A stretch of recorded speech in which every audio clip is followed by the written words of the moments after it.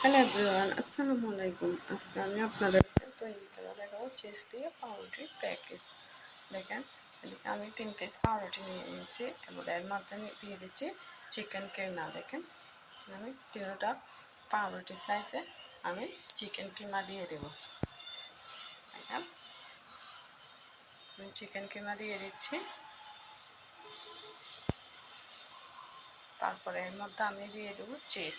দেখেন, গ্লেডার মেশিন দিয়ে আমি চিজগুলো বসে বসে দিয়ে দিচ্ছি। দেখেন, আপনারা চাইলে চিজটা বেশিও দিতে পারেন, কিন্তু সেটা আপনাদের রুচির উপর নির্ভর করে। দেখেন, আমি এভাবে চিজগুলো পাউরুটির উপর দিয়ে দিয়েছি। দেখুন, দিয়ে দিয়েছি আমি চিজগুলো।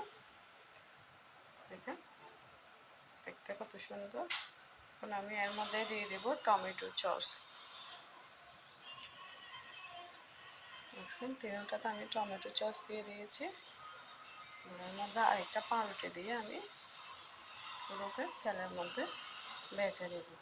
দেখেন, আমি হালকা তেলের মধ্যে এগুলো মিডিয়াম আছে ভেজে নিচ্ছি। এরকম ভেজে নিলে এগুলো দেখছেন এরকম নিয়ে হয়েছে। এরকম ভেজে নিলে এগুলো খেতে অনেক টেস্ট।